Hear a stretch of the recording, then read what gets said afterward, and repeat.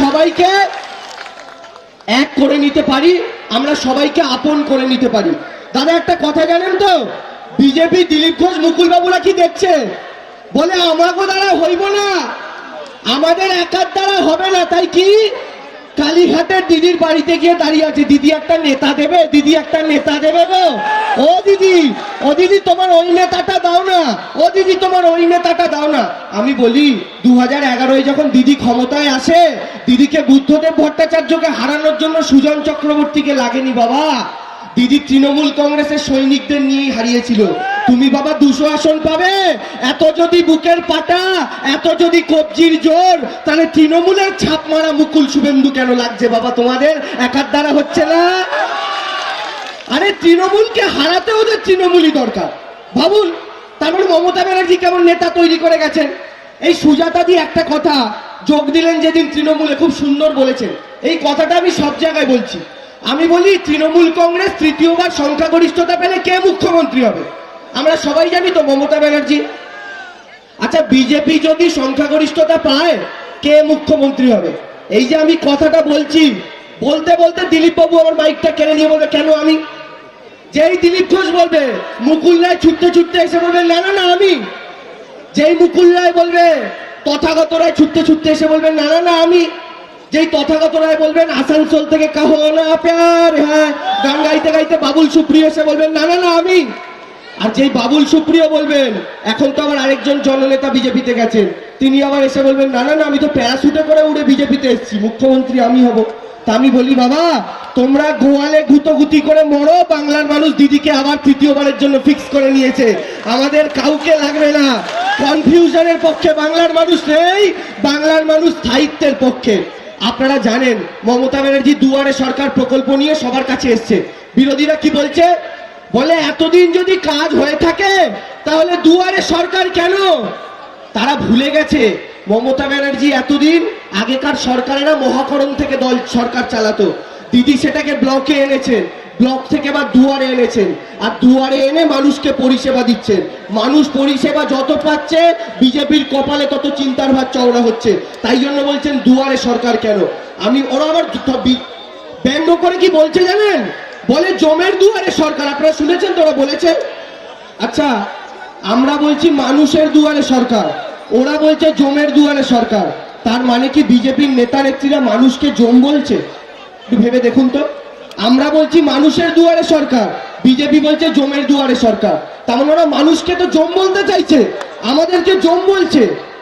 এখানে আমাদের সুজাতাদি যখন আসেন বললেন কি বিজেপিতে তফসিলি জাতি বা তথাকথিত বিজেপিরা যাদেরকে নিচু জাতি মনে করে তাদেরকে বিজেপিতে গুরুত্ব দেওয়া হয় না।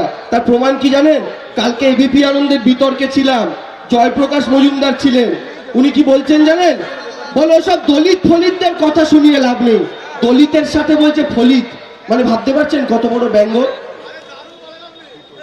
Thank you. তো বুঝতে পারছেন কি অবস্থা। আর এরা কিনা এই সমস্ত নেতাদের নিয়ে মমতা ব্যানার্জিকে হারাবে। জানেন তো আমাদের টিভিতে বিতর্ক হয়, বিতর্ক শেষে আমাদের বাইরে সব নেতাদের সাথেই আলোচনা হয়, গল্প হয়, সে বিজেপির সাথে হয় সিপিএম এর সাথে হয়। একদিন একটা বিজেপির নেতার সাথে তর্ক করেছি, লিফটে করে নামছি, নিচে দাঁড়িয়ে নেতাটা আমাকে বললো, কি বললো জানেন, বলছে ভাই একটা জায়গায় তোমাদের থেকে আমরা পিছিয়ে আছি জানো। আমি বললাম কোন জায়গা?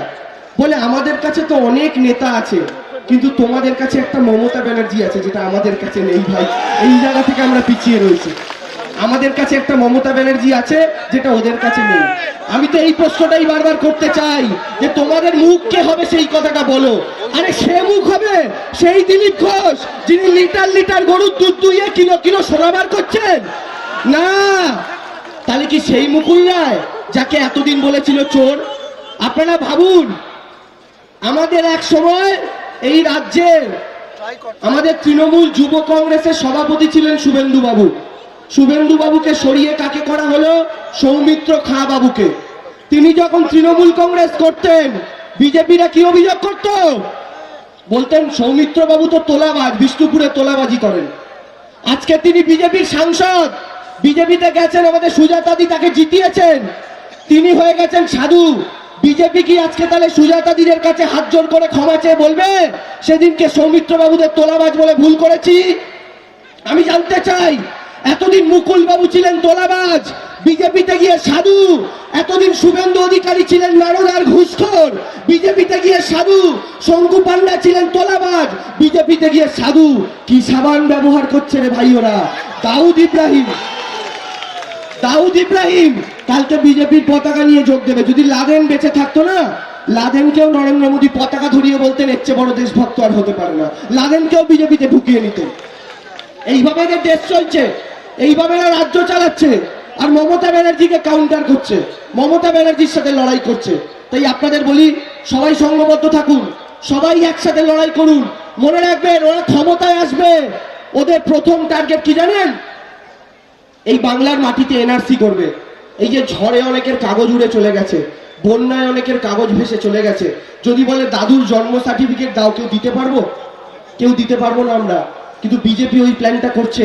ওরা আসামে করেছে, এখানে এসে আপনাদের বলবে হিন্দু মুসলমান, হিন্দুকে বলবে তুমি আমায় ভোট দাও, মুসলমানকে আরেকজনকে পাঠিয়ে বলবে ভোট দাও। কিন্তু আসলে এটা হচ্ছে দেশ বিক্রির কৌশল। কদিন আপনাদের বর্ধমান জেলা সবচেয়ে বেশি শস্য উৎপাদন করে, সবচেয়ে বেশি চাল আলু আপনারা উৎপাদন করেন, তাই আমরা বাড়িতে খেতে পাই। এখানে বহু মানুষেরা আছেন যারা চাষবাস করেন। আপনারা সবাই জানেন তো, দিল্লিতে চাষিরা, কৃষক ভাইরা ধর্ণা দিচ্ছে। আর সেই ধর্ণায় ঠান্ডায় 33 জন কৃষক ভাই মারা গেছে। কিন্তু অমিত শাহ কি করছেন? দিল্লিতে গিয়ে কৃষক ভাইদের কাছে যাচ্ছেন না, বাংলায় আসছেন, বাঁকুড়া, বিষ্ণুপুর, বর্ধমান, যেখানে খুশি যাচ্ছেন, গিয়ে গিয়ে লোকের বাড়িতে পাত পেরে খেয়ে আবার বাড়ি চলে যাচ্ছেন। ভাবেন, আপনারা আলু ফলাচ্ছেন আর সেই আলুটা আপনাদের 50 টাকায় কিনতে হচ্ছে। হয়নি মায়েরা? আলুর দাম 50 টাকা হয়েছিল, পেঁয়াজের দাম বেড়েছিল, গ্যাসের দাম বেড়েছে। কেন হয়েছিল জানেন? মোদিজি এসেন্সিয়াল কমোডিটিসের তালিকা থেকে এগুলোকে বাদ দিয়ে দিয়েছে। আমি প্রথমে ভাবলাম আলু, চাল, পেঁয়াজ তো প্রয়োজনীয়, মোদিজি এটাকে তালিকা থেকে সরালো কেন? তারপরে বুঝেছি কেন সরিয়েছে। আরে, যারা গরু গোবর আর ঘাস খেয়ে থাকে তারা চাল ডালের মূল্য কি করে বুঝবে বলতে পারে? তাদের কাছে তো চাল ডালের কোনো গুরুত্ব নেই। দিনের বেলা গোমূত্র খাচ্ছে, রাতে রুটি দিয়ে গোবর আচারের মতো খাচ্ছে। রাজ্যে রাজ্যে যান, বাংলায় এলে আর ভাতটাও খেতে পারবেন কিনা সন্দেহ। বলবে গোবর দিয়ে নুন দিয়ে ভাত মেখে খাও, ওই দিনটাই আসবে। এইরকম অবস্থা ওদের চলছে। আর এরা আমাদের বাংলায় এসে ভাষণ দিচ্ছে, বাংলায় এসে জ্ঞান দিচ্ছে কিভাবে সরকার চালাতে হবে না চালাতে হবে। বন্ধুরা, আপনি আলুর দাম জিজ্ঞাসা করতে যাবেন, ওরা আপনাকে ধর্ম গেলাবে। পেঁয়াজের দাম জিজ্ঞাসা করতে যাবেন, ওরা হিন্দু মুসলমান গেলাবে। আর বিজেপি একটা ভগবানের নামে স্লোগান দেয় না, কি বলে? হ্যাঁ, বলে তো। আগের দিন আমাদের জননেতাও বলেছেন দুহাত তুলে। এতদিন বলতেন গান্ধীবাদ, সুভাষবাদ, জিন্দাবাদ। আর এখন আবার ওখানে গিয়ে দুহাত তুলে ভগবানের নামে স্লোগান দিচ্ছেন। এখানে যারা হিন্দু মা, কাকিমা, দাদারা আছেন, যারা তৃণমূল কংগ্রেসটা করেন, আপনাদেরকে একটা জিনিস শুধু বলতে চাই, বিজেপির যদি কোনো নেতা নেত্রী এই ভগবানের নামে আপনাদের কাছে হাত তুলে স্লোগান দেয়, আপনারা এই উত্তরটা দিতে পারবেন তো সবাই, যেটা দেখাবো এখন? ওরা ভগবানের নামে স্লোগান দেয় তো? যখন দেখবেন বিজেপির একজন এই স্লোগানটা দিতে দিতে যাচ্ছে, তাকে আগে দাঁড় করিয়ে বলবেন কান ধর তুই। বলবে কেন কান ধর? বলবি দেখ, পায়ের জুতোটা খুলবেন, পায়ের জুতোটা খুলে ওদের দেখাবেন যে দেখো ভাই, খালি পায়ে দাঁড়িয়ে হাত জোর করে বলতে হয় জয় শ্রীরাম, জুতো পরে ভগবানের নাম দেওয়া যায় না। ওই মূর্খগুলো সেই জিনিসটা জানে না। ওরা জুতো পরে ঠাকুরের নাম নেয়। মা কাকিমারা, আমাদের ঠাকুমাদেরও দেখতে পাচ্ছি, ঠাকুমা ছোটবেলায় শিখিয়েছিল মন্দিরে উঠতে গেলে সিঁড়িতে প্রণাম করে উঠতে হয়, তাই তো? ভগবানের ধ্যান বাসি কাপড়ে খাওয়া জামাই করা যায় না, তাই তো? কিন্তু ওই বিজেপির লোকগুলো মুখে গুটখা দিয়ে, মদ খেয়ে, জুতো পরে, লাল নীল চুল নিয়ে জয় শ্রীরাম বলে বেড়াচ্ছে। তার মানে কি জানেন? রামের প্রতি ওদের ভক্তি নেই, ওরা রামকে ভোটে কাজে লাগিয়ে পদ্ম ফুলের চাষ করতে চায়।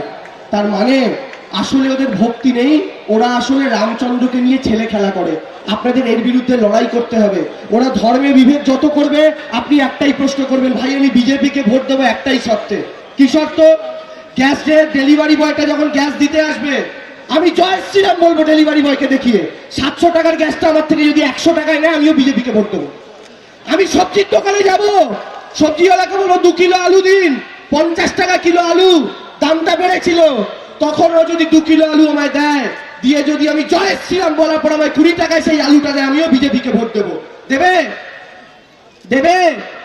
পেঁয়াজের দাম যখন বেড়েছিল 100 টাকা কিলো, আমি তো বলছি বিজেপিকে ভোট দেবো। পেঁয়াজ কিনতে গিয়ে আমি জয় শ্রীরাম বলবো, আমাকে 100 টাকা কিলো পেঁয়াজটা 15 টাকায় দেবে তো? দেবে না। তাহলে রামের নাম করলে দাদা পেট ভরে না, পেট ভরে যে 2 টাকা কিলোর চালে সেটা দিচ্ছেন আমাদের নেত্রী মমতা বন্দ্যোপাধ্যায়। দাদা আপনি জয় শ্রীরাম বলতে বলতে বাইকটা নিয়ে ড্রেনের মধ্যে ঢুকে গেলেন, আপনার হাতটা কেটে গেল, চিকিৎসা করাতে যে সরকারি হসপিটালে যাবেন ওর ফ্রি চিকিৎসাটা দিচ্ছেন আমাদের মমতা বন্দ্যোপাধ্যায়। যাবেন কোথায় দিদিকে ছেড়ে? সুতরাং আমাদের কিন্তু উন্নয়নের পক্ষে থাকতে হবে, কাজের পক্ষে থাকতে হবে। আর নরেন্দ্র মোদী দেশ বিক্রি করে দিচ্ছেন। এখানে মা কাকিমারা শ্রীময়ী দেখেন, দেখেন, আচ্ছা হাত তুলুন তো কারা শ্রীময়ী দেখেন মা কাকিমারা? এ এত কম, আমি জানতাম শ্রীময়ীর অনেক ফ্যান। আচ্ছা অনেকেই দেখেন। আচ্ছা আপনারা দেখেছেন জুন আন্টির কাছে যখন জুন আন্টির শাশুড়ি বাড়িটা লিখে দিল, জুন আন্টি বাড়িটা বিক্রি করে দিচ্ছিল, শ্রীময়ী গিয়ে আটকালো, দেখেছেন তো? আপনারা নরেন্দ্র মোদীকে ভোট দিয়ে দেশটাকে জিতিয়েছেন, নরেন্দ্র মোদী দেশটাই বিক্রি করে দিচ্ছিল, কিন্তু শ্রীময়ীর মতো মমতা ব্যানার্জি গিয়ে হাতটা ধরে আটকাবে, দেশটা আমি বেচতে দেবো না, দেশটা আমি বিক্রি হতে দেবো না। তাই আপনাদের সংঘবদ্ধ থাকতে হবে, আপনাদের এক জায়গায় থাকতে হবে, লড়াই করতে হবে, বলবেন দেশটাকে চিবিয়ে ছাড়খাড় করেছো, এই বাংলার মাটিতে হতে দেবো না। মায়েরা আপনাদের ভালো লাগবে, আজকে আপনারা নিশ্চিন্তে বাইরে বেরোতে পারেন, কিন্তু বিজেপির রাজ্যগুলোতে কি হয়, মেয়েরা বাইরে বেরোতে পারে না, হাতরাসের মতো জায়গায় আমাদের একটা বোনকে ধর্ষণ করে মেরুদণ্ড ভেঙে হত্যা করা হয়, তারপরে তার দেহটা কেরোসিন তেল দিয়ে জ্বালিয়ে দেওয়া হয়। আপনারা কি মাটিতে সেটা হতে দেবেন? এটা আপনাদেরকে কিন্তু সংঘবদ্ধ থাকতে হবে, এক জায়গায় লড়াই করতে হবে। একটা কথা আপনাদের বলি, তৃণমূল আর বিজেপির একটা তফাৎ আছে। তার আগে বলি, পূর্ব বর্ধমানের মানুষদের আমি অসংখ্য ধন্যবাদ জানাই। কেন জানেন আপনাদের আমি ধন্যবাদ জানাতে চাই? আমার মা ছোটবেলায়, আমি আর আমার দিদি, আমাদের ফ্যামিলিতে, আমাদের পাড়ায় একটা পাগলা কুকুর ছিল। সেই পাগলা কুকুরটার কাছে গেলেই কামড়ে দিত। এবার আমরা তো সবাই ছোট, আমরা তো বুঝি না কোনটা পাগলা কুকুর আর কোনটা সুস্থ কুকুর, কিন্তু আমার মা বুঝতো। এবার আমি পাগলা কুকুরের কাছে চলে যেতাম মায়ের অবাধ্য হয়ে, আর মা খালি ধমক দিয়ে নিয়ে চলে আসতো। এবার আমার মা আমার দিদিকেও বলেছিল পাগলা কুকুরের কাছে যাবি না, আমাকেও বলেছিল পাগলা কুকুরের কাছে যাবি না। এবার আমি একটু চলন্ত, একটু একটু চঞ্চল, একটু দুরন্ত, একটু বদমাইশ ছিলাম। তা আমি মায়ের কথা না শুনে দুপুরবেলা চলে গেছি কুকুরটার কাছে মাথায় হাত বোলাতে, আর ঘ্যাক করে কামড়েছে হাতের মধ্যে। এবার ঘরে এসছি, স্বাভাবিক কুকুর কামড়ালে ইঞ্জেকশন পেটের মধ্যে নিয়েছি। যখন ইঞ্জেকশনটা নিচ্ছি দেখি আমার দিদি সামনে দাঁড়িয়ে আমার দিকে তাকিয়ে হো হো করে হাসছে। বলছে দেখ মা তোকেও বারণ করেছিল, আমাকেও বারণ করেছিল, আমি কুকুরের কাছে যাইনি, কামড় খাইনি, তুই মায়ের অবাধ্য হয়ে কুকুরের কাছে গেছিস, কামড় খেয়েছিস। বাংলার 18টা লোকসভা কেন্দ্রের মানুষ পাগলা কুকুরের কাছে গিয়ে কামড় খেয়েছে, বর্ধমানের মানুষ খায়নি। তাই আপনাদেরকে অনেক ধন্যবাদ জানাই, আপনারা বিজেপিকে পূর্ব বর্ধমানের মাটি থেকে দূরে রেখেছেন, আপনাদের অসংখ্য ধন্যবাদ জানাই। কারণ যেখানে তো নরেন্দ্র মোদী সর্বনাশ করছেন, সূর্য থেকে অতিবেগুনি রশ্মি আসে, বিজ্ঞানে পড়েছিলাম, ওটা চামড়ায় লাগলে চামড়ার জন্য ক্ষতিকারক। মাঝখানে একটা ওজোন স্তর ভগবান দিয়ে দিয়েছেন, ওই রশ্মিটা যেন না আসতে পারে সেই কারণে। নরেন্দ্র মোদী যদি সেই সূর্যের অতিবেগুনি রশ্মি হয়, সেই ওজোন স্তরটার নাম মমতা বন্দ্যোপাধ্যায়, যে আমাদের চামড়ায় ওই বিষ রশ্মিটা আসা থেকে আটকাচ্ছে। আর সেই ওজোন স্তরে ফুটো করতে চাইছেন দিলীপ ঘোষেরা, সেই ওজোন স্তরকে ছিদ্র করতে চাইছেন দিলীপ ঘোষেরা। আপনাদের সেটা আটকাতে হবে, আর আপনাদের তীব্র কণ্ঠে বলতে হবে আমরা দিদির সাথে আছি, আমরা দিদির সাথে থাকবো। 11 থেকে 16 বেশি ভোটে জিতিয়েছি, 16 থেকে 21 আরো বেশি ভোটে জেতাবো। আবার 21 দিদিকে জিতিয়ে 24 দিদিকে প্রধানমন্ত্রী বানানোর সংকল্প করব, আর এটা কনফার্ম করব, এটা কনফার্ম করবো। আজকে বাঙালি পীড়িত দেখাবে কত বাঙালির প্রতি প্রেম। বিজেপি নেতারা এলে জিজ্ঞাসা করবেন মোদীজি আজকে ধুতি পড়ছেন, পেছনে দক্ষিণেশ্বরের ছবি রেখে ভিডিও করছেন, কিন্তু যখন 3.5 কোটি খরচ করে দেশের মধ্যে একটা মূর্তি বানালেন, তখন কেন গুজরাটের বুকে গুজরাটি মনীষী সর্দার বল্লভভাই প্যাটেলের 3.5 কোটির মূর্তি বানালেন? কেন দিল্লি বা কলকাতার বুকে একটা নেতাজি সুভাষচন্দ্র বসুর মূর্তি বানাতে পারলেন না? জবাব দিন। বাংলার মাটি থেকে সেই প্রশ্নটা আমরা করবো, আর সেটা হবে দিদি 24 প্রধানমন্ত্রী হবেন, 21 মুখ্যমন্ত্রী হবেন। 24 প্রধানমন্ত্রী হওয়ার পর দিদির কাছে আমরা তৃণমূল কর্মীরা আবেদন করব, দিদি প্রথম যে কাজটা করুন, বিশ্বের সবচেয়ে উঁচু একটা মূর্তি তৈরি করুন, যেটা দিল্লির বুকে পৃথিবীর সবচেয়ে উঁচু মূর্তি হবে এই বাংলার, এই দেশের আইকন নেতাজি সুভাষচন্দ্র বোসের। আর সেই দিন এই নরেন্দ্র মোদী বাবুরা সেখানে টিকিট কেটে ঘুরতে আসবেন, আমরা টিকিটের ফ্রিটা মুকুব করে দিতে বলবো দিদিকে, ফ্রিতে এসে দেখতে পারবেন। ভোট দিন। আমি বক্তব্য দীর্ঘায়িত করবো না, শেষ করছি, একটাই কথা বলি, দিদি হাসপাতাল করছেন, কন্যাশ্রী দিচ্ছেন, রাস্তা করছেন, স্বাস্থ্য করছেন, ওরা জায়গায় জায়গায় শুধু মূর্তি বানাচ্ছে। বিজেপিকে ভোট দিলে কি হবে জানেন? এই যে এত সুন্দর রাস্তা, চাল ডাল, এই মাঠের মাঝখানে দেখলে একটা বিরাট মূর্তি বানিয়েছে বিজেপি। আর আমি আপনি কি করবো জানেন? ওই মূর্তির পাশে বসে বাটি নিয়ে ভিক্ষা করব। কারণ এতে খাবার কিছু থাকবে না, কাজের কিছু থাকবে না, বাঁচার জন্য কিছু থাকবে না। তাই এই মূর্তির তলায় বসে ভিক্ষা করবেন নাকি নিজের পায়ে দাঁড়িয়ে নিজের পায়ের তলার মাটিকে শক্ত করবেন? আজকে সুজাতা দি এসেছেন, আগামী দিনে আদি বিজেপির বহু নেতা নেত্রী আমাদের সাথে যোগাযোগ করছেন। শুনে রাখুন, যে বিজেপির নেতারা আগে টেবিলে বসতেন ঘরের চেম্বারে, তৃণমূল থেকে পচা মাল ঢুকে তারা এখন বারান্দায় চলে এসেছেন। শুভেন্দু বাবু যাওয়ার পর ব্যালকনি থেকে তাদের লাথি মেরে ফেলে দেওয়া হয়েছে। আদি বিজেপি নেতাদের বিজেপিতে জায়গা নেই। কি হচ্ছে জানেন? আমাদের মমতা দিদি দোতলার ঘরে রান্না করছেন। মা কাকিমারা রান্না করতে গিয়ে পচা আলু পান তো ফেলে দেন, পচা পেঁয়াজ পান ফেলে দেন তো।